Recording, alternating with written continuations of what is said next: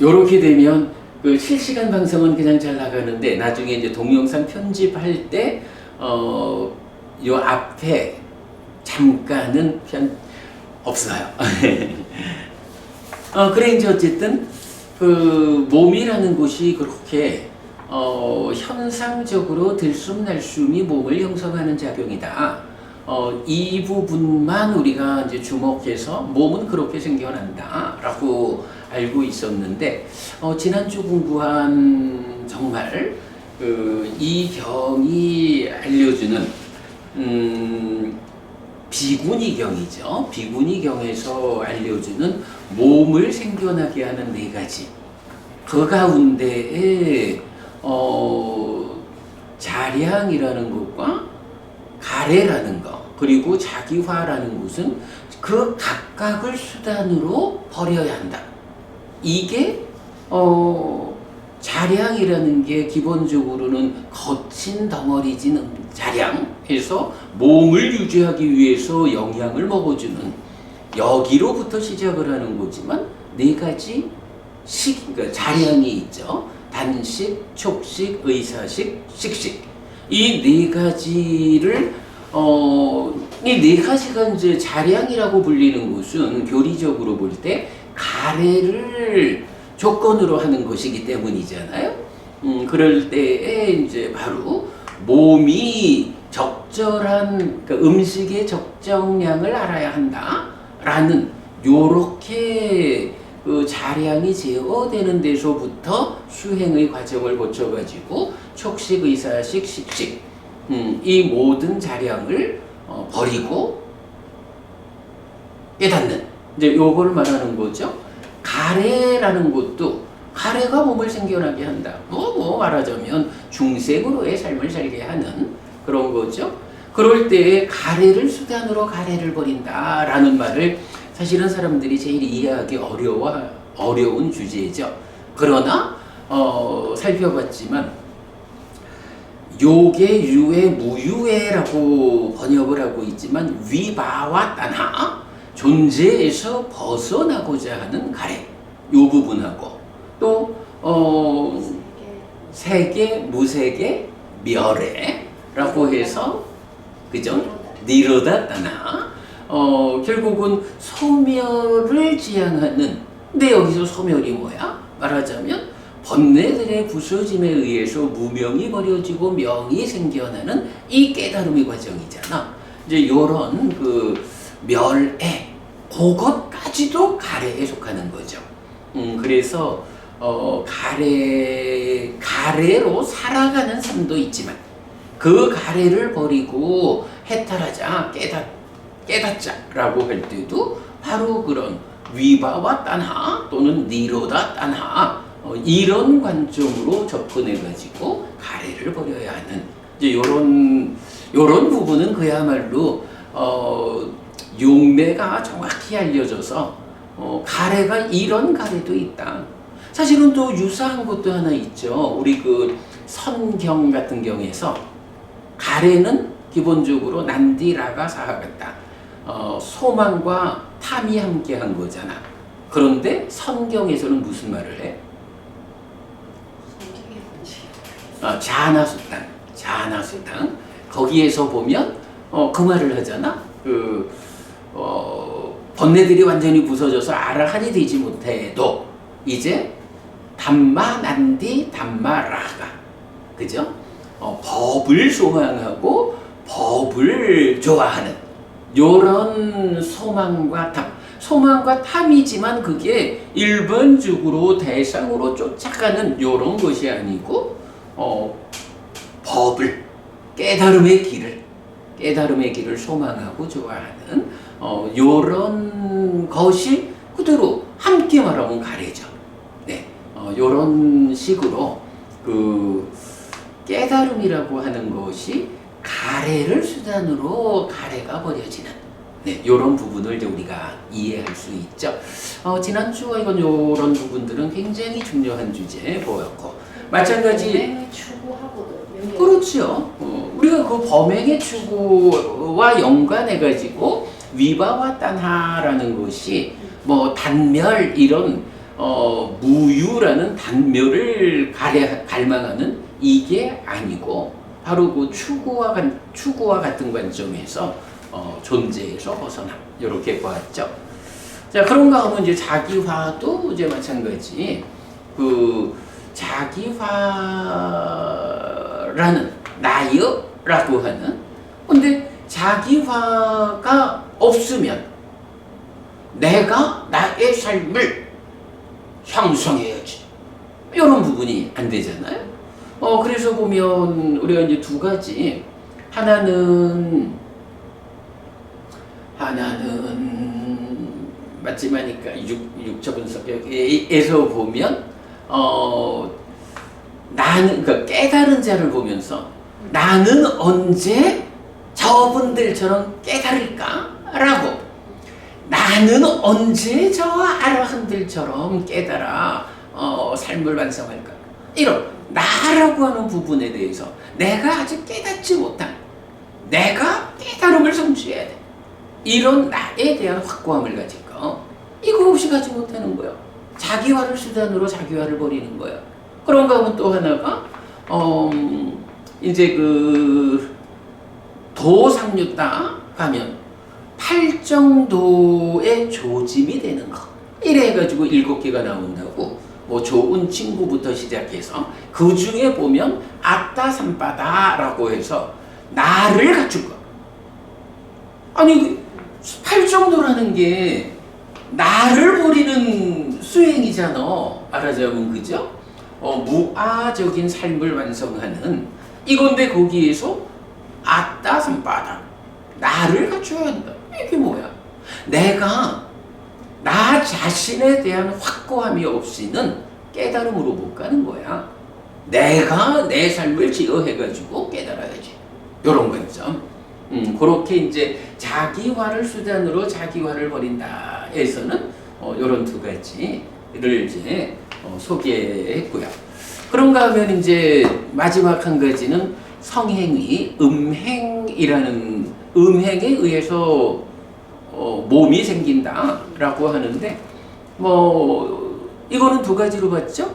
하나는 부모님의 음행에 의해서 내 몸이 생기는 이런 것도 있고 그런가 하면 뭐 좀 그 포괄적인 관점에서 보면 결국은 중생이라고 하는 몸에 구속된 삶을 특징 짓는 것이 음행, 성행이다.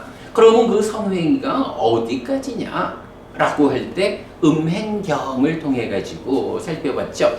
근데 음행경에서 보면 직접적인 성행위에서부터 이렇게 뭐 그냥 그 이성에 대한 관심까지도 이렇게 나오다가 마지막에 뭐가 있어? 내가 죽어서 하늘의 신으로 태어나야지. 이런 신으로 태어나겠다라고 하는 게 신으로 태어난다라고 하는 거는 보통 말하는 관점으로는 어떻게 연결이 돼? 하늘을 겨냥한 자의 삶 이렇게도 될 수가 있잖아. 그런데 하늘을 겨냥한 삶이다라고 해도 하늘의 신으로 태어난다 해도 결국은 몸에 구속된 삶이죠. 그러니까 이런 뭐 하늘을 겨냥한 자가 될 거예요. 이런 부분은 관점에 따라서는 성행위와 무관한 것 같지만 그러나 이제 부처님 그 음행경 이쪽에서는 하늘에 태어나고자 하는 그 자체도 음행을 그 기반으로 하는 몸에 구속된 삶으로 이끌리는 거야. 뭐 이제 거기까지를 이제 말해주고 있죠.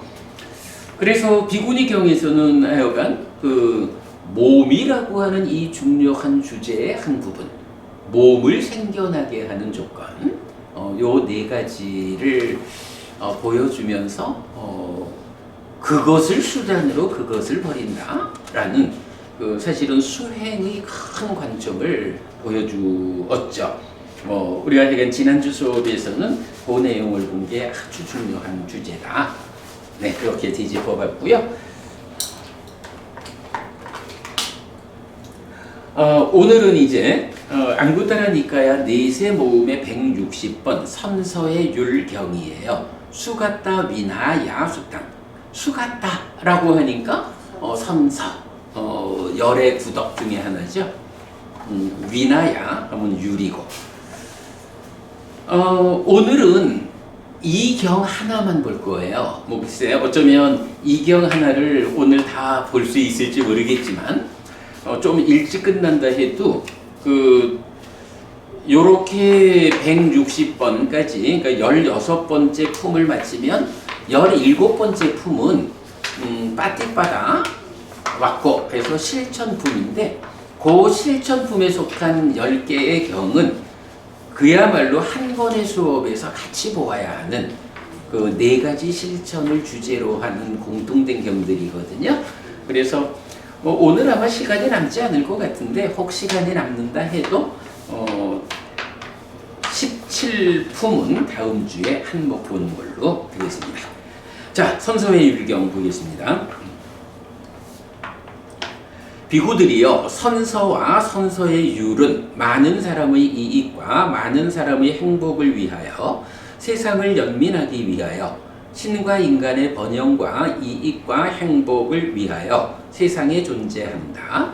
그러면 비구들이여, 무엇이 선서인가?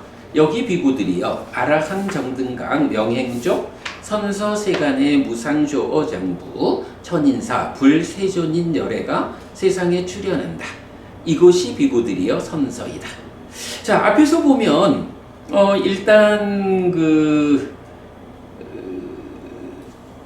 행복을 위해서 신과 인간의 행복, 세상의 연민, 이런 무언가 이건 좋은 거, 인간과 신이라고 하는 이 존재 상태의 좋은 거를 위해서 무엇이 있어야 하느냐? 아니, 선서, 부처님이 필요하고 선서의 율, 부처님의 역할이 필요한 거야. 이렇게 되는 거죠. 그러면서 이제 무엇이 선서인가라고 할 때 바로 열의 구덕, 네, 아라한 정등강 명행족 선서세간의 무상조어장부 천인사 불세전인 열애. 결국은 이 9가지 모두가 열애를 말하는 거니까, 네, 그래서 이것이 선서이다. 결국은 신과 인간의 그 번영, 이 행복을 위해서 존재하는 선서는 누구냐? 열애, 부처님이요. 이렇게 말하는 거죠. 그러면 비구들이여, 무엇이 선서의 율인가? 그는 처음도 좋고 중간에도 좋고 끝도 좋은 의미를 갖추고 표현을 갖춘 법을 설하고 온전하게 완전하고 청정한 범행을 드러냅니다. 이것이 비구들이여 선서의 율이다. 이렇게 비구들이여, 선서와 선서의 율은 많은 사람의 이익과 많은 사람의 행복을 위하여 세상을 연민하기 위하여 신과 인간의 번영과 이익과 행복을 위하여 세상에 존재한다. 선서의 율 하니까 기본적으로는 그는, 여기서 그는 누구야? 부처님이죠. 부처님은 처음도 좋고 중간에도 좋고 끝도 좋은 의미를 갖추고 표현을 갖춘 첫째가 뭐야? 법을 설한다는 거죠. 그런가 하면 온전하게 완전하고 청정한 범행을 드러낸다 라고 해서, 자, 이제 선서, 부처님의 율, 율이라고 하는 게 하여간 해야 하는 일, 요렇게 이제 보면 되겠죠. 계율이라고 볼 때의 율이 이런 건 하면 안 되고 이런 것은 해야 하는, 요런 식의 의미로 같이 볼 수가 있겠어요. 그래서 열애가 어떤 일을 해야 합니까? 달리 말하면 부처님의 역할을 말한다, 이래 보면 될 텐데, 부처님의 역할 1번 법을 설하고 2번 범행을 드러낸다, 이렇게 되죠. 자, 그런데 이제 부처님이 설하는 법은, 부처님이 그렇다고 아무 법이나 설할 수는 없잖아요. 부처님은 어떤 법을 설하느냐? 처음도 좋고 중간에도 좋고 끝도 좋다, 다 좋다, 의미도 갖추고 표현도 갖춘다. 의미는 좋은데 표현이 엉망이요, 이런 거 없다는 거예요. 의미를 갖추고 표현을 갖춘다. 근데 이제 여기서 보면 이런 지적을 받은 적이 있어요. 처음도 좋고 중간도 좋고 끝도 좋은 이렇게 번역하지 않고 왜 처음도 좋고 중간에도 좋고 끝도 좋은 요렇게 중간에도라고 번역했느냐 이제 이렇게 지적하는 분이 있어서 제가 이제 그걸 뭐라고 번역했냐 하면 여기 이제 원어가 보면 소 담망대세티 법을 설한다 아디 깔리아낭 아디 해서 시작 맞제 깔리아낭 중간 파리요사나 깔리아낭 끝 이러는데 지금 아디하고 파리요사나는 말하자면 그냥 주격으로 연결이 되어 있어요. 그런데 중간 가운데 거는 맞제 깔리아낭 해서 척격의 형태를 취하고 있는 거야. 그래서 이제 저는 이렇게 생각을 했어요. 부처님이 설하는 법이 있어. 그러면 이 법이라는 게 설해질 때 시작이 있고 끝이 있잖아. 그리고 이 가운데가 중간이잖아. 시작이라는 건 한 점이거든. 끝이라는 것도 한 점이거든. 그런데 그 중간이라는 것은 길이가 있는 거야. 그래서 이 중간을 말할 때는 첩격을 써가지고 이러한 여기 뭐 이런 개념. 하여간 뭐 잘 모르겠지만 지금 이제 경이 그렇게 아디 시작, 마체 중간, 파리요사나 끝 이러면서 이제 격을 그렇게 쓰고 있어서 그래서 그러니까 나는 처음과 끝은 그냥 처음도 좋다, 끝도 좋다 이래 하고 중간에 대해서는 중간에도 좋다라고 척격의 의미를 드러내서 번역을 했어요. 뭐 그런 대로 이해할 수 있겠어요. 자, 그래서 이제 법이라는 건 이런 법이고 그 다음에 범행을 드러낸다라고 하는데 어떤 범행이냐? 온전하게 완전하고 청정한 범행이다. 이렇게 이제 되죠. 법은 요거 법을 설하고 범행을 드러낸다. 요거는 어떤 의미가 될까요? 그 부처님을 설명할 때 뭐 어떤 좀 유사한 부분이 있지 않나? 금방 스님, 이 부처님의 역할이라고 말씀하셨는데 그거 말씀하셨나요? 그보다는 이런 이야기. 우리 그래 나는 불교를 믿는다 책에서 정리하고 있지만 왜 열애인가 할 때 이래서 열애라고 한다라고 할 때 그죠? 그러니까 말하는 대로 행하고 행하는 대로 말한다. 그래서 설하는 대로 실천하고 실천하는 대로 말한다. 요 행한다, 실천한다 하는 것을 우리는 그냥 행하는 거지 뭐. 근데 부처님이 부처님이 실천하는 삶을 범행이라고 표현하는 거죠. 그래서 여기서 이건 뭐 수식어를 다 빼고 보면 부처님은 선서의 율, 부처님의 역할, 법을 설하고 범행을 드러내는 거야. 그런데 그때 그래서 설하는 대로 행하고 행하는 대로 설하는 이 부처님의 역할 두 가지인 거야. 그럴 때 설하는 법은 이런 거고 드러내는 범행은 이런 것이다. 이렇게 표현하고 있는 거죠. 어쨌든 이것이 선서의 율, 법을 설하고 범행을 드러내는 것. 이거 부처님의 역할입니다. 이렇게 말하는 거죠. 자, 그 다음에 이어가지고 비구들이여 이런 네 가지 법은 정법을 혼란하게 하고 사라지게 한다. 자, 여기서 이제 보면 정법이라는 게 뭘까요? 굳이 여기서 이제 정법, 바른 법 이러니까 말하자면 앞에서 처음도 좋고 중간에도 좋고 끝도 좋은 의미를 갖추고 표현을 갖춘 부처님이 설한 법. 이게 정법이겠지 뭐. 그런데 네 가지 법이 있어서 이런 정법을 혼란하게 하고 사라지게 한다. 어떤 네 가지인가?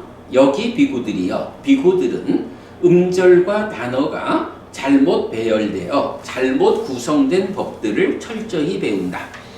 음절과 단어가 잘못 배열되면 의미도 이해하기 어렵다. 이것이 비구들이여 정법을 혼란하게 하고 사라지게 하는 첫 번째 법이다. 요거 뭐죠? 음절과 단어가 잘못 배열되었다라는 게 어떤 의미야? 말하는 게 뭐야? 바로 의미를 갖추고 표현을 갖춘 법인데 표현에서 갖추지 못했다. 이렇게 되겠죠. 그러니까 음절과 단어가 잘못 배열되면 표현이 잘못된 상태에서는 마찬가지 의미도 이해하기 어렵다. 의미와 표현을 갖추는 건데 보통 사람들은 의미에만 집중해서 표현은 뭐 이래 하지만 사실은 표현이 바르지 않으면 그 의미를 정확히 드러내지 못한다. 그냥 알아먹어 이런 건 없다고, 그치? 네, 그런 부분이죠. 이것이 비구들이요 정법을 혼란하게 하고 사라지게 하는 첫 번째 법이다. 다시 비구들이요 비구들이 완고하고 모나게 하는 법들을 갖추고 인내하지 않고 이어지는 가르침을 바르게 붙잡지 않는다. 이것이 비구들이요 정법을 혼란하게 하고 사라지게 하는 두 번째 법이다. 요거는 우리가 또 좀 낯익죠. 사실은 어찌 보면 우리가 맞지마니까요 관통법회를 진행하지 않았으면 완고하고 모나게 하는 법들 이런 말들 사실 되게 좀 잘 와닿지 않을 거야. 그런데 완고하고 모나게 하는 법들 요게 무엇일까? 라는 것을 맞지마니까야 15번 경이 요 부분을 주제로 아주 길게 상세하게 설해주잖아요. 그래서 이제 우리가 그 경에 의해서 완고하고 모나게 하는 법들이 어떤 법인지 조금 이따 살펴보고 그렇게 알게 되죠. 그래서 그런 부처님이 설하는 이런 법이 아니라 완고하고 모나게 하는 법을 갖추면 인내하지 않고 이어지는 가르침을 바르게 붙잡지 않으면 바로 이런 정법을 혼란하게 하고 사라지게 한다. 이런 거죠. 자, 그 다음에 다시 비구들이여 많이 배웠고 가르침을 계승하고 법을 명심하고 유를 명심하고 논모를 명심하는 그 비구들은 진지하게 경을 남에게 가르치지 않는다. 그들이 죽은 뒤에 경들은 뿌리가 잘리어 의지처가 되지 못한다. 이것이 비구들이여 정법을 혼란하게 하고 사라지게 하는 세 번째 법이다. 그래도 이제 앞에처럼 하지는 않아서 그래도 자기는 잘 많이 배우고 가르침을 계승하고 법을 명심하고 유를 명심하고 논모를 명심해. 그러니까 공부를 잘 한 거죠. 근데 잘 공부를 했음에도 불구하고 어떻다는 거야? 내가 배웠으면, 내가 가르침을 알게 됐으면 이 법을 후대의 사람들을 위해서 가르쳐야 되잖아.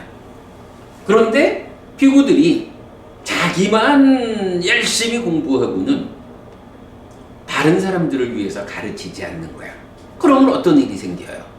우리가 늘 말하는 거죠. 비구가 어떤 역할을 가지고 있느냐? 부처님의 가르침을 확인하고 유지하고 전승하는 일을 해야 한다. 이 전승이 되어주지 않으면 우리 죽고 나면 후대에 누가 부처님을 따라 살겠어? 이런 문제죠. 그래서 이제 바로 여기서도 그 부분을 지적하죠. 그들이 죽은 뒤에 경들은 뿌리가 잘리어 의지처가 되지 않는다. 잘 배워야 하는 거 아주 중요하죠. 그러나 그만큼 내가 배웠으면 가르쳐야 되거든요. 이 부분. 그러니까 우리가 부처님의 가르침이 오랫도록 세상에 전승되기를 하고 바라는데 그걸 바라고만 있어가지고 전승이 돼주진 않는 거야. 조금이라도 먼저 배웠으면 그 배운 만큼 가르쳐야 된다 하는 거 놓치면 안 되죠. 자, 그 다음에 다시 비구들이여, 장로 비구들은 풍족하게 살고 해이하다. 들어갈 때는 앞서고 여임에서는 짐을 내려놓는다. 얻지 못한 것을 얻기 위해, 성취하지 못한 것을 성취하기 위해, 실현하지 못한 것을 실현하기 위해 열심히 노력하지 않는다. 그들의 뒷사람들도 견해를 뒤따른다. 그들도 풍족하게 살고 해이하다. 들어갈 때는 앞서고 여임에서는 짐을 내려놓는다. 얻지 못한 것을 얻기 위해, 성취하지 못한 것을 성취하기 위해, 실현하지 못한 것을 실현하기 위해 열심히 노력하지 않는다.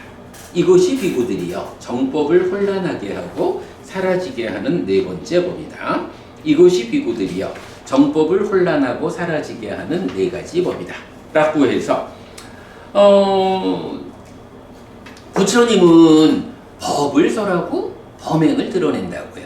그런데 제자들이 이렇게 법을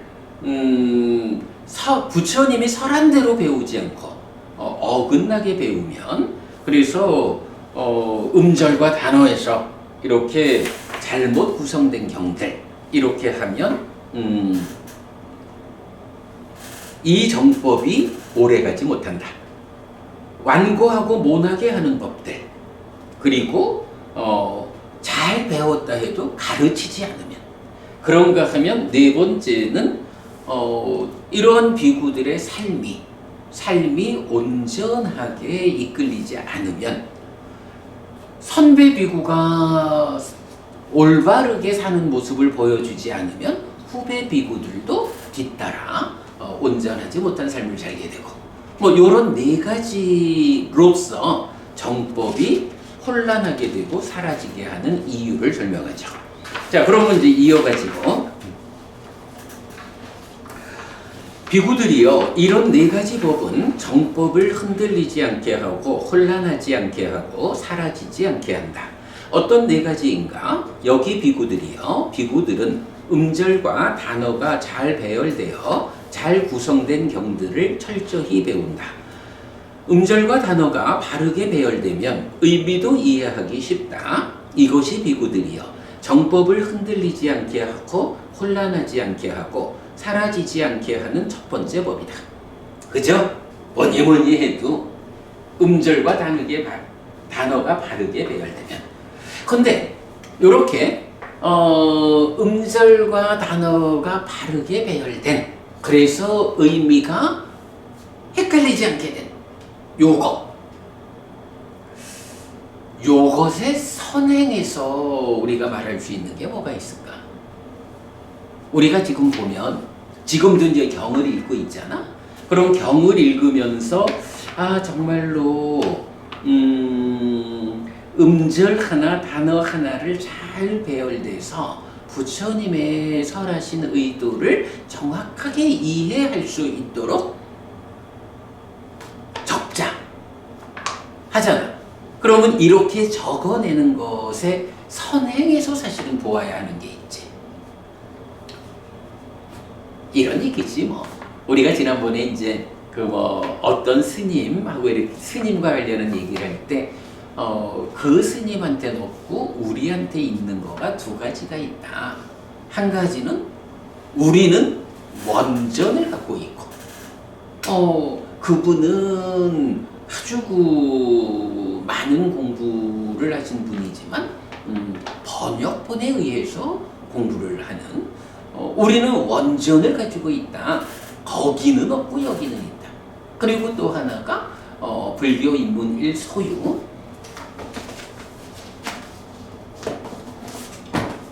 이 책이죠. 불교 인문 1 소유.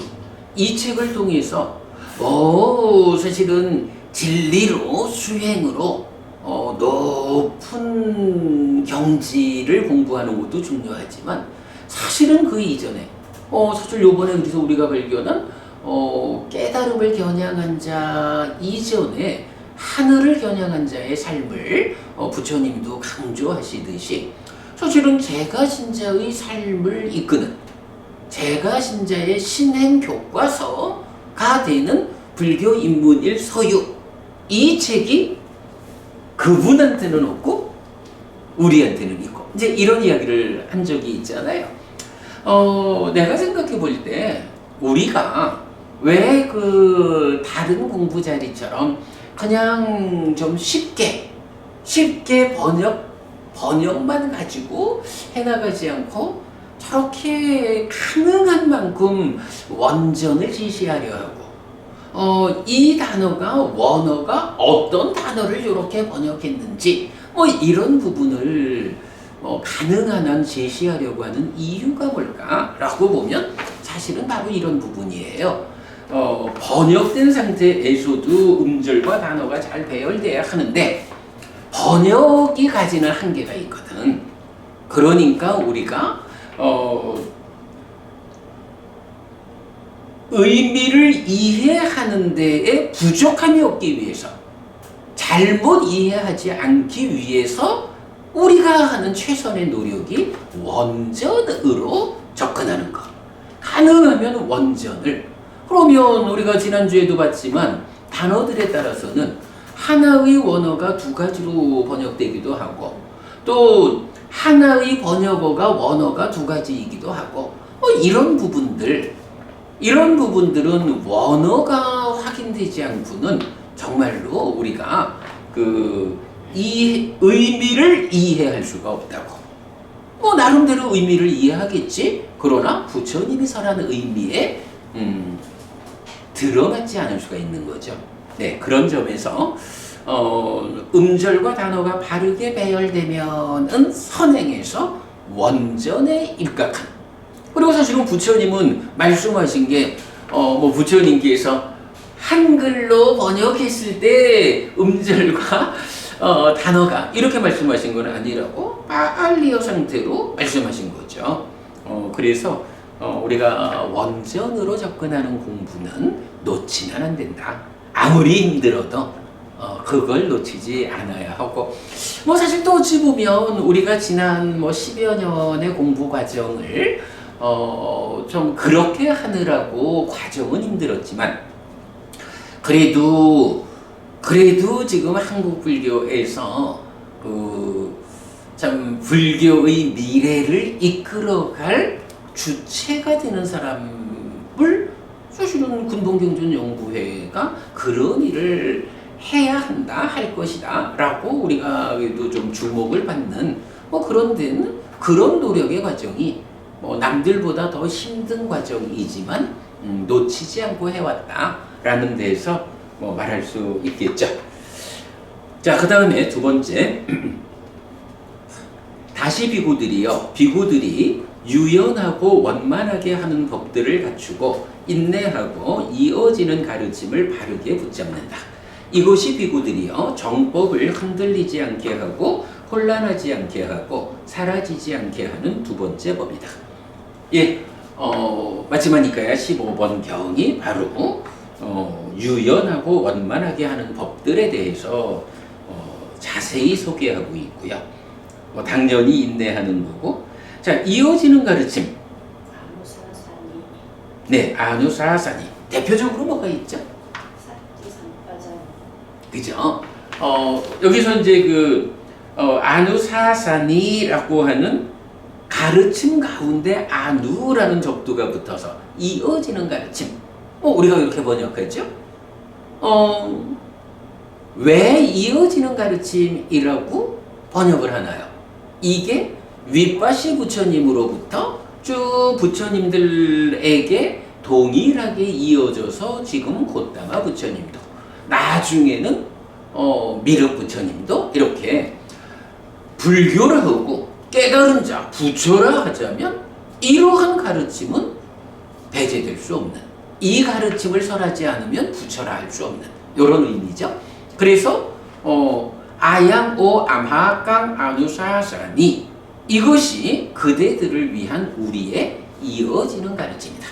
그래가지고 사실은 이게 이제 두 가지 형태로 나오죠.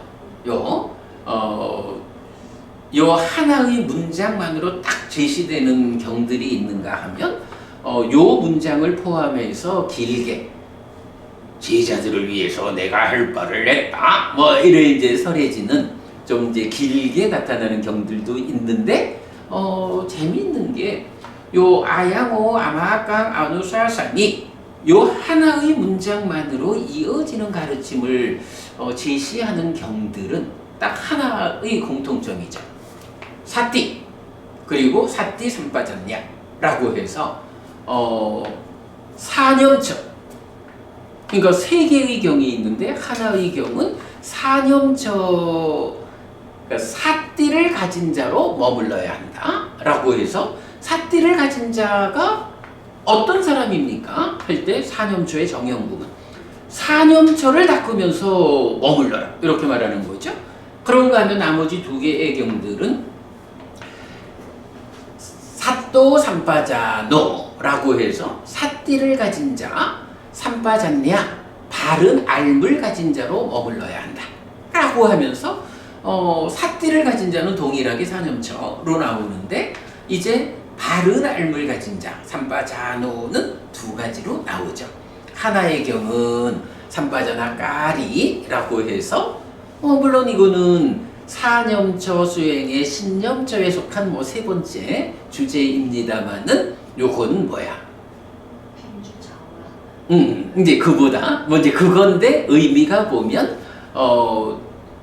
정정 바른 삼매 필수품을 갖춘 삼매라는 개념에서 이런 필수품을 갖추어 가지고 성취된 삼매래야 그 삼매 위에서 깨달음의 과정을 온전히 가서 깨닫잖아. 그럴 때에 삼빠자나 까리 행주자와 어묵동작 이런 부분은 필수품을 총괄하는 역할로 보는 거죠. 그런가 하면 이제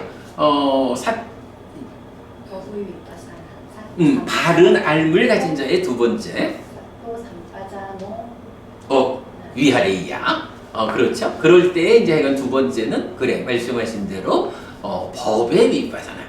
그래서 내적인 심의 사마타로. 그러니까 필수품을 갖춘 삼매에 의해서 바른 삼매의 토대가 성취되면 그 토대 위에서 첫째로 내적인 심의 사마타로 법을 드러나게 하죠.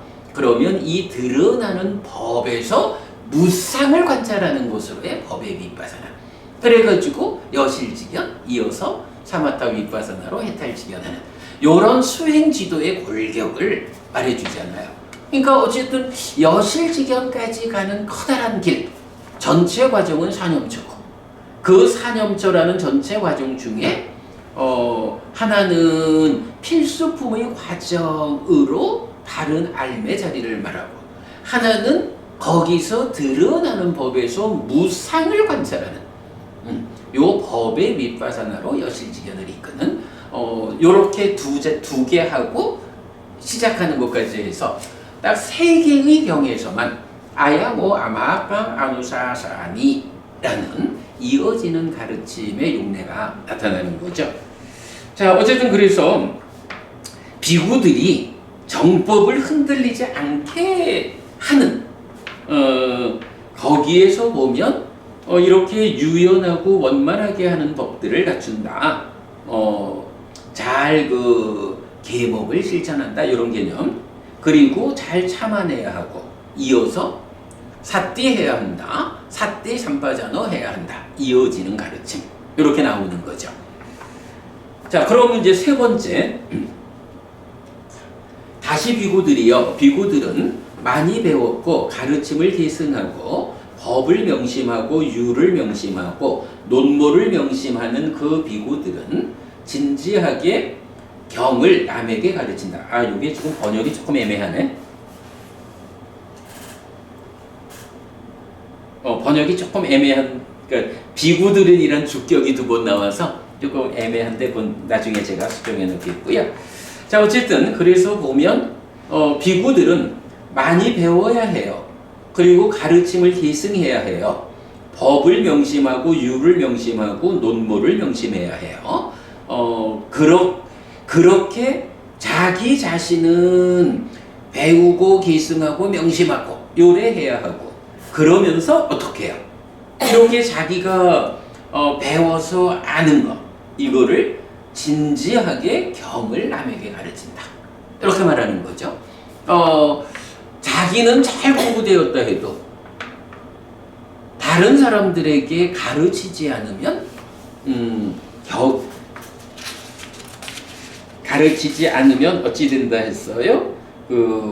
그가 죽은 뒤에 경들은 뿌리가 잘리어 의지처가 되지 못한다.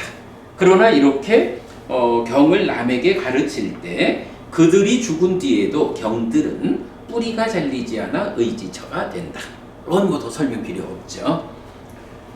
자, 그리고 네 번째, 다시 비구들이여, 장로 비구들은 풍족하게 살지 않고 해이하지 않다. 들어갈 때는 짐을 내려놓고 여임에서는 앞서간다. 얻지 못한 것을 얻기 위해, 성취하지 못한 것을 성취하기 위해, 실현하지 못한 것을 실현하기 위해 열심히 노력한다. 그들의 뒷사람들도 견해를 뒤따른다. 그들도 풍족하게 살지 않고 해이하지 않다. 들어갈 때는 짐을 내려놓고 여임에서는 앞서간다. 얻지 못한 것을 얻기 위해, 성취하지 못한 것을 성취하기 위해, 실현하지 못한 것을 실현하기 위해 열심히 노력한다. 이것이 비구들이여, 정법을 흔들리지 않게 하고 혼란하지 않게 하고 사라지지 않게 하는 네 번째 법이다. 이것이 비구들이여, 정법을 흔들리지 않게 하고 혼란하지 않게 하고 사라지지 않게 하는 네 가지 법이다. 라고 해서 뭐 흔들리게 하는 법과 흔들리지 않게 하는 법, 반대되는 것을 말하고 있죠. 자, 이가 네 번째는 뭔가요? 앞에서 이렇게 앞에서 잘 배우고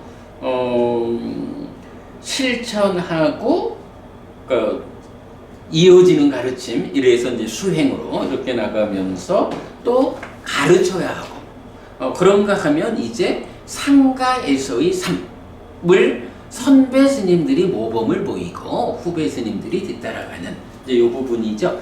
근데 요거 이제 우리가 지난번에도 보면서 조금 좀 애매함, 그러니까 요걸 어떻게 이해해야 하나라고 어려웠던 적이 있었어요. 이런 얘기죠.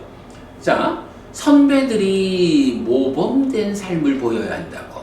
근데 그 모범된 삶에 대해서 어떻게 말하느냐 하면, 자, 장로 비구들은 풍족하게 살지 않고 해이하지 않다.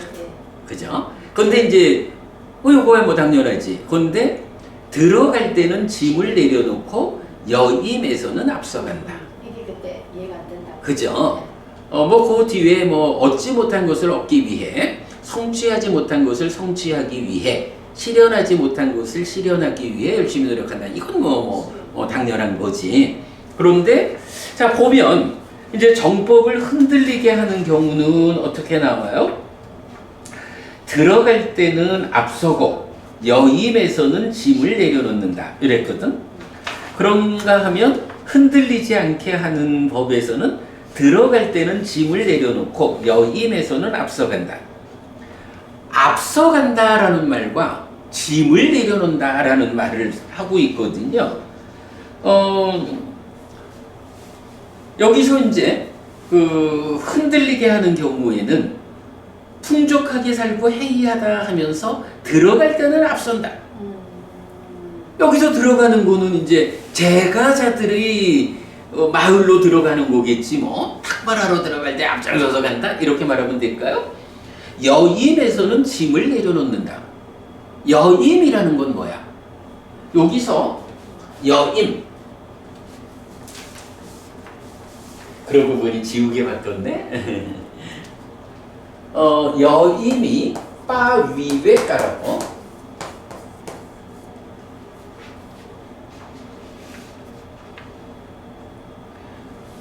그런데 빠 위에 까 여임, 요거의 요거랑 같이 봐야 하는 단어가 하나 있죠.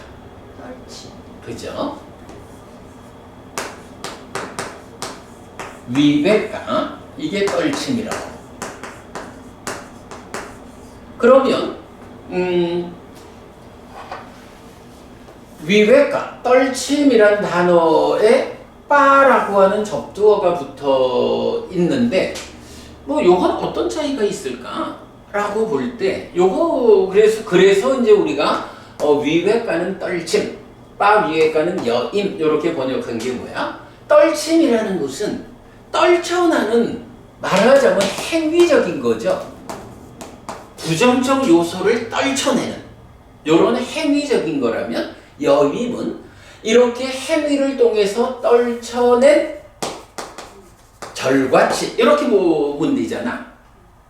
그래서 우리가 지금 경을 번역할 때 전체적으로 위외가 하는 떨침, 빠 위외가 여임은 이런 의미로 우리가 해석을 하고 있다고요. 이럴 때에 들어갈 때 앞선다.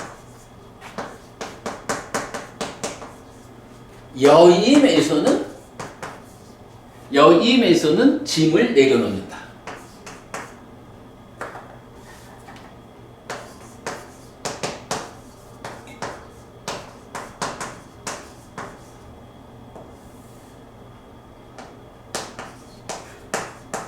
흔들림.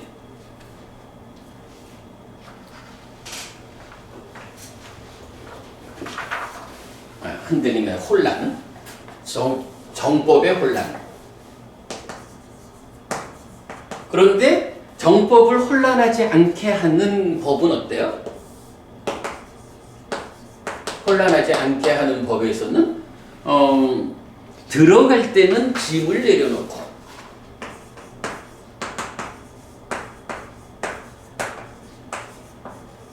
그리고 여임에서는 앞선다. 이렇게 지금 경이 말하고 있거든요. 앞선다라는 거는 뭐 별 문제가 없지 뭐.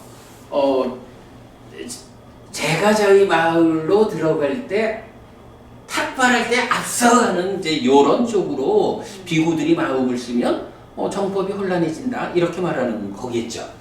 그런데 그 대신에 들어갈 때가 아니라 떨침에 의해서 여임을 얻는 그쪽에서 앞선다 하면 정법이 혼란되지 않겠지 뭐.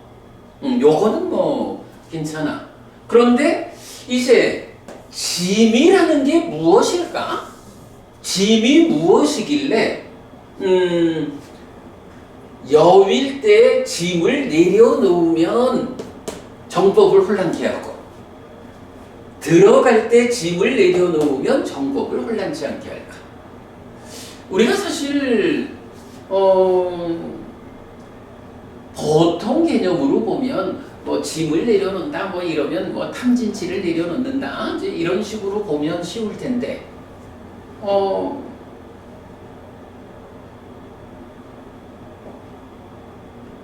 이게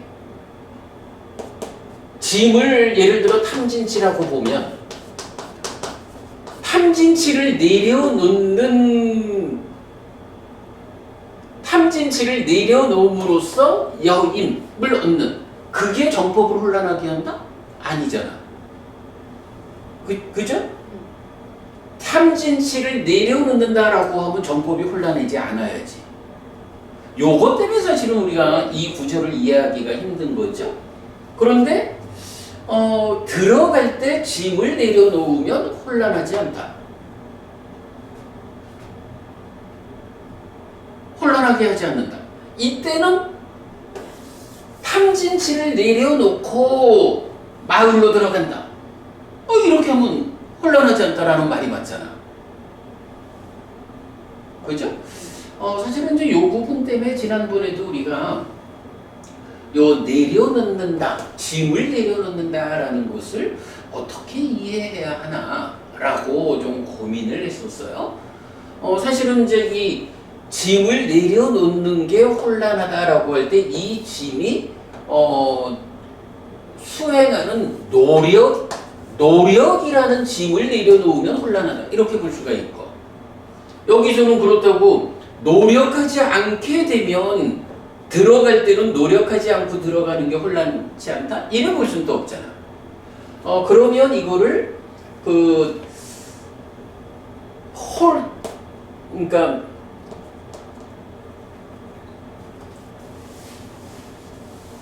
짐이라고 나타나 있지만 여임에서는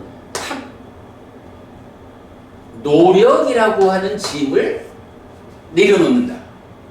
그리고 혼란스럽게 하지 않을 때는 들어갈 때는 탐진치라는 짐을 내려놓고 들어간다. 이제 이런 게 설명이 되는 거예요. 그래서 이렇게 그 서로 상반되는 짐이라는 의미. 요것 때문에 사실은 요 경우는 되게 좀 일반적으로는 이렇게 대비되어 나올 때는 같은 의미를 가지고 대비해서 쓰는데 이경에서는 요 부분이 그러니까 짐을 같은 관점에서 보면 좀 해석이 잘 안 되는 거야. 요런 점 때문에 좀 어려운데 오늘은 뭐 이렇게 그 짐이라고 하는 것이 그 혼란을 정법을 혼란케 할 때의 짐을 내려놓는다라는 의미, 정법을 혼란스럽게 하지 않는다에서의 짐을 내려놓는다는 것의 의미, 요 부분을 우리가 그냥 다르게 적용해보는 그냥 그런 정도로 일단 좀 설명을 해보고 요 부분은 아직도 숙제로 남겨놓고 가기로 합시다. 어쨌든 요건 숙제, 요게 숙제라는 것은 우리가 보고 가야 돼요. 요게 사실은 뭐 뒤에 이제 용례들이 좀 설명되겠지만 맞지만 이과야 3번 법의 후계자경에서도 사실은 요 문장이 나오잖아요. 그죠? 그러니까 법의 후계자에게도 이제 요게 동일하게 이제 요구가 되는 거여서 사실은 요 부분은 우리가 숙제를 풀고 가야 하는 문제이기는 해요. 근데 이건 뭐 나중에 좀 더 연구를 하기로 하고 오늘은 이렇게 짐의 내용을 다르게 적용하는 걸로 일단 보기로 하겠습니다. 자, 이래가지고 선서의 율경은 기본적으로 부처님의 역할을 말해주는 거죠. 그래서 법을 설하고 범행을 드러난다. 어떤 법을 설하고 어떤 범행을 드러내느냐 하는 것을 소개하고 있고, 이어가지고 정법을 혼란하게 하고 사라지게 하는 것과 정법을 혼란하게 하지 않고 사라지지 않게 하는 것, 요 두 가지를 가지고 보면 어때요? 제자들이 이런 삶을 살면 부처님께서 당신의 역할로서 법을 설하고 범행을 드러내 보여준 것을 혼란스럽게 하고 사라지게 해. 요거는 사실 제자들이 할 바 아니잖아. 그러나 제자들이 이렇게 살면 바로 그러한 부처님의 바른 법을 혼란스럽지 않게 하고 사라지지 않게 하잖아.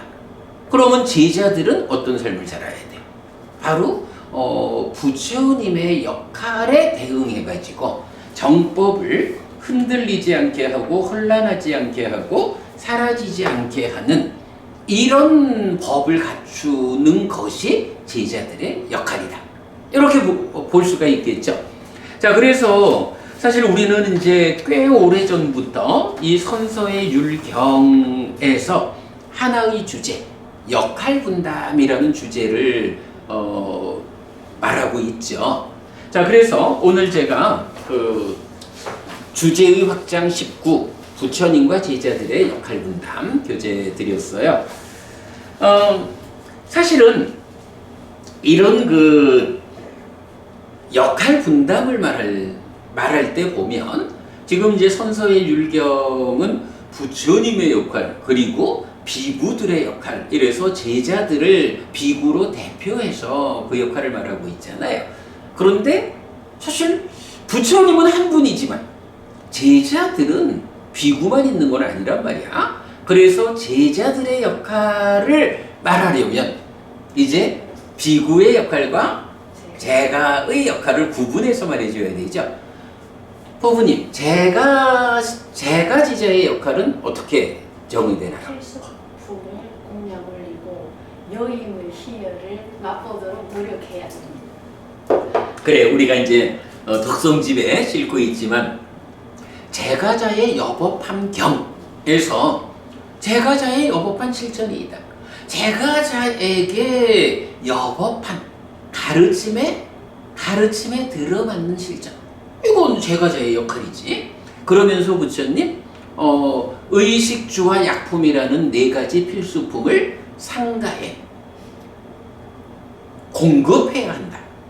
이것이 제가자의 여법한 실천이어서 그러한 실천을 통해서 명성을 얻고 하늘을 얻는다. 이렇게 표현하잖아. 의식주와 약품을 상가에 공급한다라는 것이 보시행이죠. 그러면 그렇게 그런 보시를 행하는 사람들이 살아서도 많은 사람들에게 아이고 참 훌륭한 분이요. 저분이 저렇게 우리 절에 이런 필수품을 공급하기 때문에 우리 스님들이 잘 공부해가지고 우리가 덕을 보잖아. 이런 데 명성을 얻죠. 명성을 얻는다라는 것은 잘못된 방법으로 명성을 얻거나 또는 그 명성에 집착되어 가지고 부작용을 초래하거나 이런 문제가 있어서 그렇지 명성 자체를 거부할 일은 아니에요. 우리가 특히 제가자로 살아가면서 많은 사람들한테 아이고 훌륭한 분입니다라고 명성을 얻는 삶을 살아야 하죠. 그래서 원암경 같은 데서도 그 명성이라는 거는 하여간 제가자의 삶에서 원하지만 얻기 어려운 이런 식으로 나타나는 거잖아요.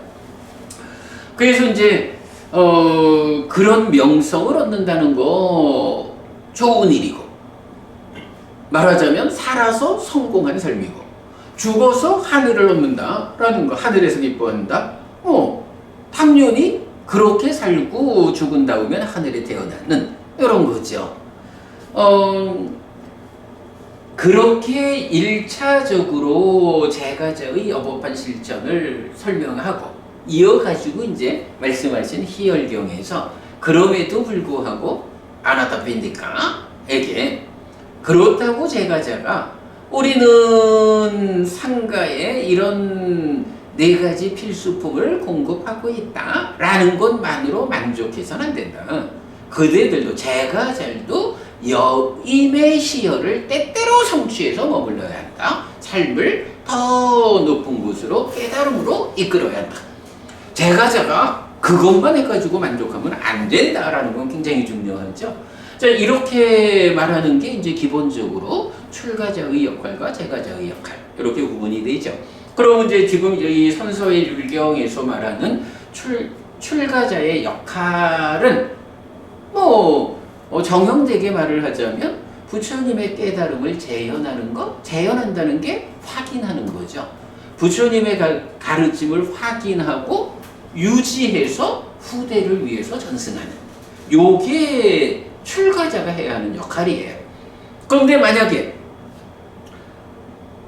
출가자가 그 일을 해야 하는데도 불구하고 어떤 형편에 의해서 의식주와 약품이라는 필수품이 조달되지 않으면 어쨌든 몸으로 존재하고 있는 한에는 몸이 유지돼야 하니까 몸을 생겨난 상태를 유지해줘야 되니까 차량이 필요하다고.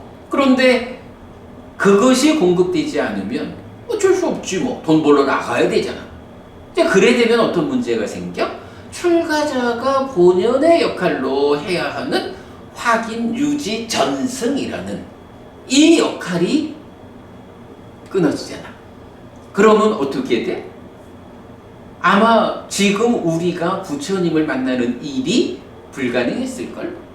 우리 자식들이 부처님 가르침에 의지해서 삶을 향상하자 라는 이러한 일이 불가능할걸? 바로 그 문제 때문에 출가자가 이뻐가지고 먹여줘라 이런 이야기가 사실은 아닐 수도 있어요. 물론 출가자가 이뻐야 되는 건 맞는 일이지. 그러나 물을 갖추어야.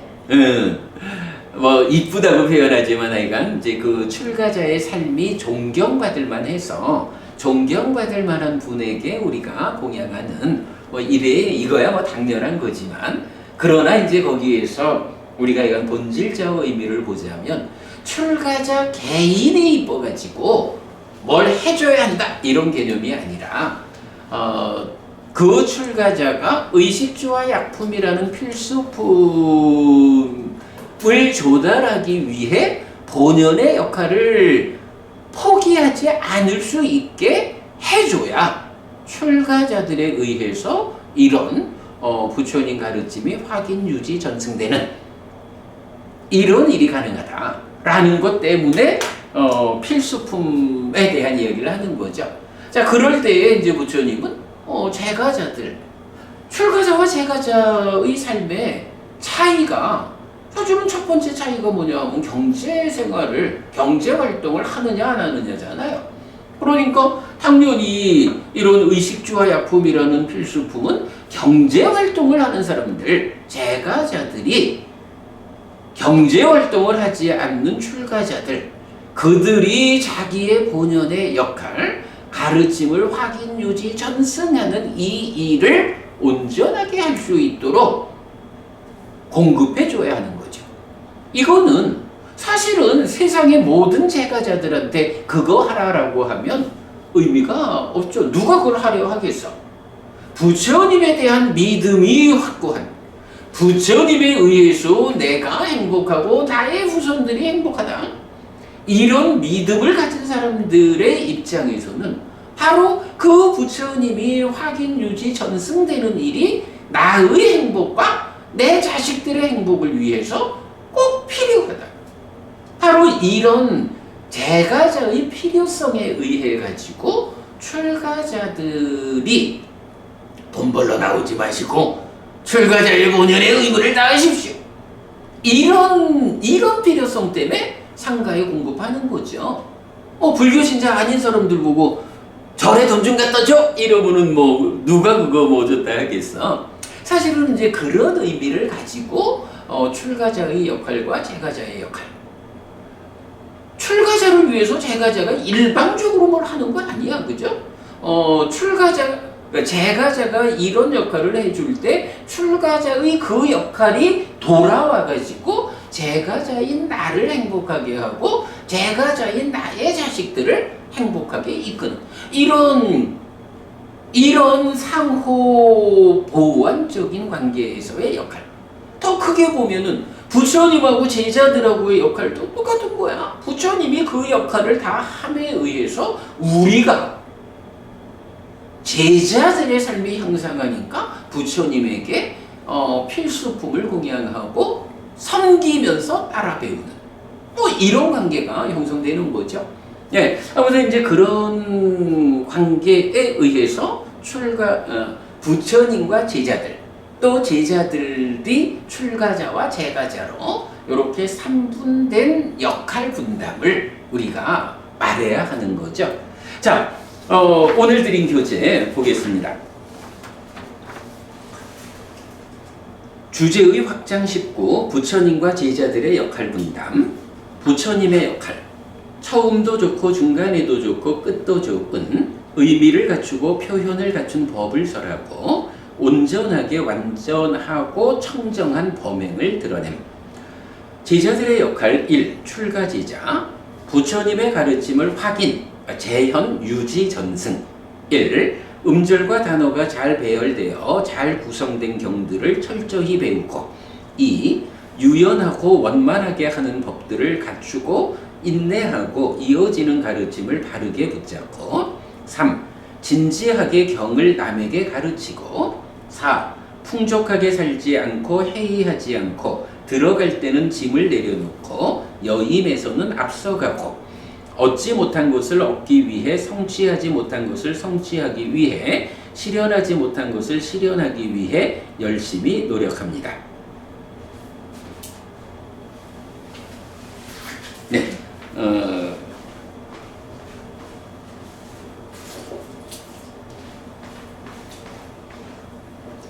당이 떨어졌군요. 자, 이어서 제자들의 역할 2, 제가제자. 제가자의 여법한 경은 제가자의 여법, 즉 가르침에 들어맞는 실천을 설명하는데 출가자들이 부처님의 가르침을 확인, 유지, 전승하는 역할에 매진할 수 있도록 의식주와 약품의 필수품을 공급하는 역할입니다. 물론 제가자가 이 역할만으로 신행에 충실한 것은 아닙니다. 경들은 이런 역할의 실천 위에서 얼마만큼 더 삶의 향상을 이끌어야 하는지도 설명됩니다. 특히 희열경은 제가자가 이런 역할로서 만족하지 말고 개인적 삶의 향상을 지향해야 한다고 말하는데 여임의 희열입니다. 바로 요 여임이죠. 떨침에 의해서 결과되는 그 여임에 수반되는 희열 그런 거죠. 경들은 설명됩니다보다 경들은 설명합니다라고 그냥 올릴 것 같은데. 경들은 설명합니다. 그렇습니다. 수정하겠습니다. 자, 그 다음에 제자들의 역할 3. 이렇게 이제 출가제자와 제가제자 각각의 역할이 언급되어 있으면 이제 둘 사이의 관계성 이것도 봐야 하죠. 제자들의 역할 3. 출가제자와 제가제자. 디가니카야 31 신갈라경. 요 중국에서는 육방예경이라고 번역됐죠. 신갈라경의 6가지 방향 가운데 위쪽 방향. 장자의 아들이여 가문의 아들은 5가지 조건에 의해 위쪽인 사문 바라문들을 섬겨야 한다. 자애로운 몸의 행위, 자애로운 말의 행위, 자애로운 의의 행위, 문을 열어놓음, 물질의 공양, 장자의 아들이여 이런 5가지 조건으로 가문의 아들에 의해 섬겨진 위쪽인 사문 바라문들은 6가지 조건으로 가문의 아들을 연민한다. 나쁜 일을 못하게 하고 좋은 일을 안내하고 좋은 마음으로 연민하고 배우지 못한 것을 가르쳐주고 배운 것을 청정케 해주고 하늘에 태어나는 길을 가르쳐준다. 장자의 아들이여 이런 5가지 조건으로 가문의 아들에 의해 섬겨진 위쪽인 사문 바라문들은 이런 6가지 조건으로 가문의 아들을 연민한다. 이렇게 그 위쪽은 보호되고 안온하게 되고 두려움이 없게 된다. 신갈라경에서는 이제 그 동서남북과 상하 이렇게 6방향으로 요게 이제 원래는 그 신갈라라는 젊은이가 동서남북 상하로 그 물에 적셔서 절하는 왜 그래요? 우리 아버지가 그리하라 하셨어요. 이래가지고 왠지도 모르고 이제 그래야 하는 거잖아. 그랬을 때 부처님이 그래가지고는 얻을 바가 없어. 내가 육방으로 예경하는 법을 가르쳐 주겠어. 해서 동서남북을 뭐 부모 자식이라든가 친고라든가 이렇게 이제 그 하고 위아래까지 6방향으로. 근데 그 중에 그 윗방향으로 절하는 예경하는 방법이 바로 출가한 사람과 제가자와의 관계성 이걸 말해주는 거죠. 자, 이때 보면 제가자는 출가자들을 섬긴다라고 말하고 출가자는 제가자를 연민한다 이렇게 말하죠. 섬기는 방법과 연민의 방법 이렇게 이제 나타나는데 그지? 요 표현도 우리가 주목해야 돼. 네. 섬겨야 한다, 연민한다. 그럴 때 그 출가자를 섬기는 방법이 어떻게 나와요? 자애로운 몸과 말과 마음의 행위. 신구의의 행위에서 자애를 가지고 해야 한다. 그리고 4번째가 문을 열어놓는다. 언제든 우리 집이든 우리 가게든 언제든 오셔요 스님 하고 문을 열어놓고 아이고 내가 이 집을 들어가도 되나? 내가 들어가면 좀 불편해하는 거 아닐까? 이런 어떤 불편한 마음 없이 그야말로 내 집 드나들듯이 문 열고 들어가서 내 왔어? 잘 있었어? 이렇게 이제 제가자와 인사할 수 있게 그렇게 문을 열어놓는다. 그리고 5번째가 물질, 의식주와 약품을 공양한다. 이렇게 되는 거죠. 요거 의식주와 약품을 공양한다라는 게 제가자의 영업함이고, 이렇게 몸과 말과 마음으로 아이고 스님하고 자애로운 마음으로 대하고 문을 열어놓아가지고 언제든지 스님 불편함 없이 마음에 조금도 꺼리낌 없이 들어오십시오. 저희는 환영합니다. 그리고 필수품을 공양하는 이런 5가지 방법이 제가자가 출가자를 섬기는 방법이죠. 자, 그런가 하면 이제 출가자는 제가자를 연밀한다. 6가지 조건으로 이렇게 나와요. 뭔가요? 나쁜 일을 못하게 하고 좋은 일을 안내하고 좋은 마음으로 연민하고 배우지 못한 것을 가르쳐주고 배운 것을 청정케 해주고 하늘에 태어나는 길을 가르쳐준다. 이렇게 6가지로 나와요. 이게 다 뭔가요? 가르치는 일이죠. 나쁜 일을 못하게 하는 거, 최양갑착 하는 거고, 좋은 일을 안내한다. 중선봉행 이렇게 말할까요? 뭐 그렇게 당연히 우리가 늘 말하는 그러므로 과도부도 괴로움이어서 지옥으로 이끄는 힘을 가지는 10악업은 피해야 합니다.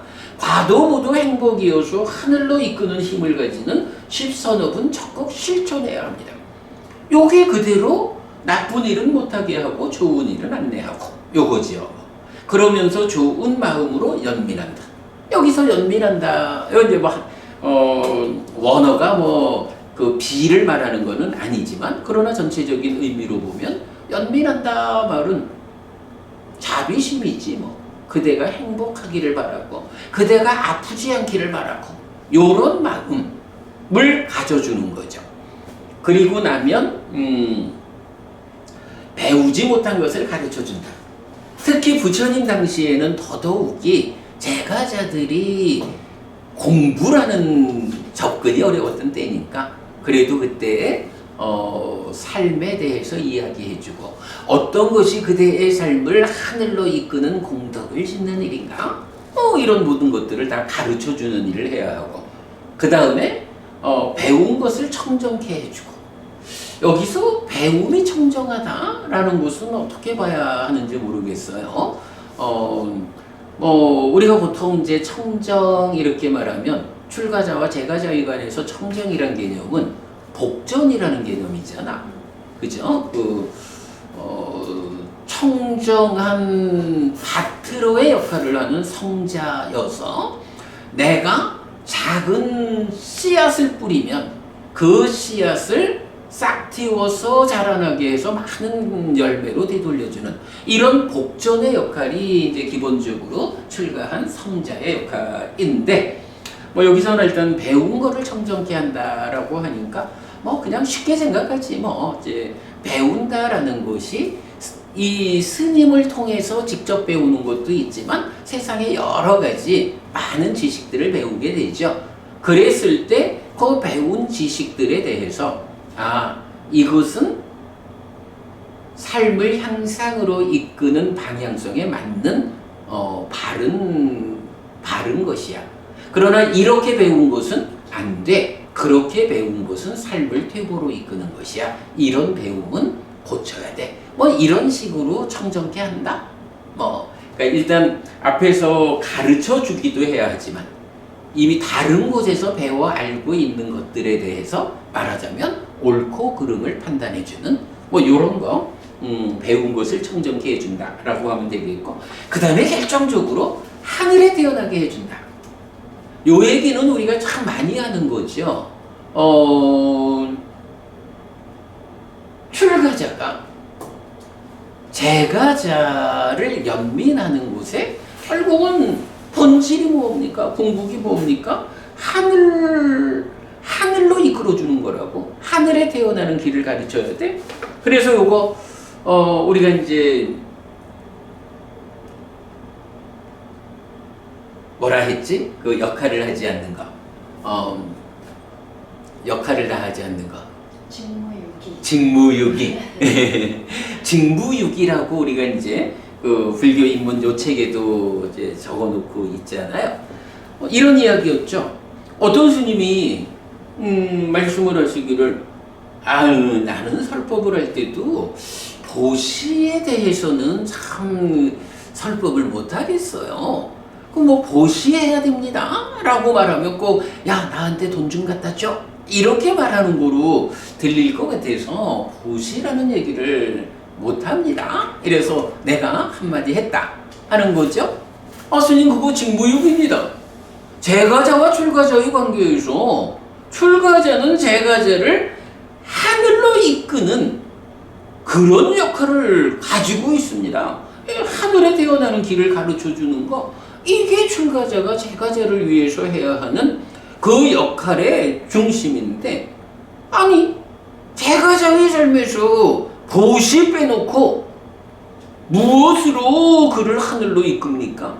자, 생각해보면 하늘로 이끌리는 공덕의 행위가 뭡니까? 보시와 계 그리고 수행인데, 우리 수행을 조금 배제하고 보더라도 수행과 제가자의 직접적인 오계, 이 두 가지가 제가자의 삶의 형상을 이끄는, 하늘에 태어나도록 이끄는 두 가지 축인데, 거기에서 보시라고 하는 이 절반의 축을, 양축의 한쪽 측면을 말하지 않는다. 그러면 이 두 가지를 함께 배워가지고 하늘에 태어나야 하는 이런 불교 신자에게 하나는 배제하고 오직 하나의 기둥으로 건물을 버티는 그와 같은 방법으로 하늘에 태어나는 길을 안내하는 거 위험합니다. 돈 좀 달라는 말로 들릴까봐 보시를 말하지 않는 것이 아니라 단지 내가 나에게 돈 좀 갖다 주기를 바라는 사심을 배제하고 오직 법을 설한다. 법을 설하는 출가자의 본연의 역할로서 보시를 가르쳐야 합니다. 이거 안 하면 직무유기입니다 라고 이제 말하는 그 직무유기라는 글을 바로 이 부분에서 쓴 거잖아요. 그래서 제자들의 역할 3번, 출가제자와 제가제자의 이 관계 가운데의 역할에서는 이렇게 제가자는 출가자를 섬기는데 5가지 방법으로 섬긴다. 그리고 출가자는 제가자를 연민하는데 이렇게 6가지로 연민하는데, 그 모든 결국 나쁜 일을 못하게 하고 좋은 일을 안내하고 하는 이 모든 것이 제가자의 삶을 행복하게 하다가 죽어서는 하늘에 태어나도록, 이 하늘에 태어나는 길을 가르쳐주는 이것이 사실은 출가자가 제가자를 위해서 해야 하는 역할의 정점이라고요. 그럴 때 이제 요즘 보면 우리가 또 놓치면 안 되는 것이, 그 출가한 사람들이 앞장서 가지고 윤회 없다 라고, 죽음은 끝이다 라고 하는, 이거는요 바로 이 자리에서 직접 하늘로 이끌리는 길을 끊어버리는 거야. 다리를 부순다 이렇게 표현하듯이 하늘로 가는 다리를 부숴버리는 거야. 아니 우리 스님한테 내가 배웠어, 죽음은 끝이여, 윤회 없어, 하늘? 그런 게 어딨어. 이렇게 삿된 견해를 가지고 살도록 제가자를 이끈다라고 하면, 이건 그야말로 부처님에 의해서 출가자에게 주어진 제가자를 위한 역할, 그 역할 자체를 거부하는 거죠. 안 되죠. 그런 부분 우리가 좀 정확히 알아야 하겠지요. 자, 이렇게 이제 그 역할 분담에 대해서 한 페이지로 정리를 했고요.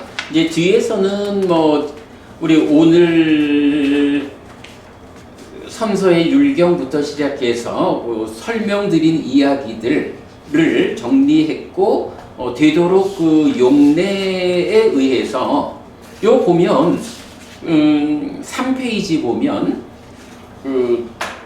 2페이지 제일 아래에서부터 용례에 의한 검토 이래가지고 정법을 혼란하고 사라지게 하는 법들에 대한 용례가 5번 나오는 거, 그다음 경제목 다 제시했고요.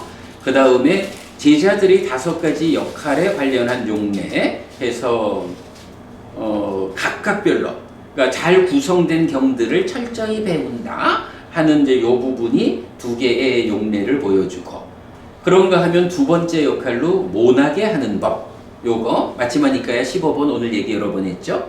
미루어 생각한 경 해서 4개의 경에 아니다 모두 6개의 경에 나오고, 그 다음에 3번째 역할로는 3번째 역할의 1번이네. 많이 배웠고 가르침을 계승하고 법을 명심하고 유를 명심하고 논을 명심하는 이라는 요 문장의 용례가 모두 7개 경에서 나타나고 있다 제시했고요. 그 다음에 3번째 역할이 2번째 거, 진지하게 경을 남에게 가르치지 않는다, 가르친다. 요거 2개의 경 용례 보았고, 그 다음에 이제 뭐 요 이야기죠. 그 풍족하게 살고 해이하다 라는 요 부분이 3개의 경에서 나타나는 거 보고 있고요. 그 다음에 이제 4번째 역할의 2번에서 얻지 못한 것을 얻기 위해, 성취하지 못한 것을 성취하기 위해, 실현하지 못한 것을 실현하기 위해, 요거는 이건 좀 경에 많이 나오는 내용이죠. 모두 10번까지인데 3개짜리가 있으니까 12개의 경에서 나타나고요. 그 다음에 이제 5번째 역할로 상가가 분열한다, 화합한다, 뜻이 맞고 다투지 않고 일치된 해석으로 편히 머문다 라는 내용으로 이제 4개의 용례를 제시하고 있어요. 요렇게 그냥 용례만 보았고, 그 뒤에는 몇 개의 경들만 소개를 하고 있어요.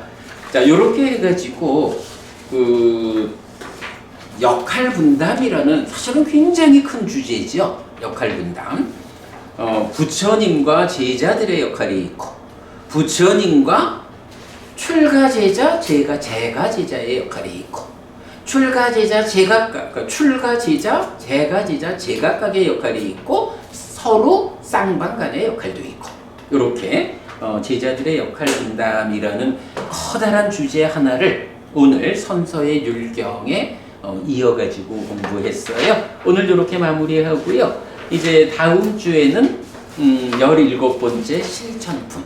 사실은 이 실천품도 우리가 그동안 공부를 했지만 교리적으로 굉장히 큰 비중을 가지고 4가지 실천을 설명하고 있죠. 다음 주에는 요 실천품에 속한 10가지 경을 표로 만들어서 한번 공부하도록 그래야겠습니다. 자, 오늘 공부 여기까지 하죠.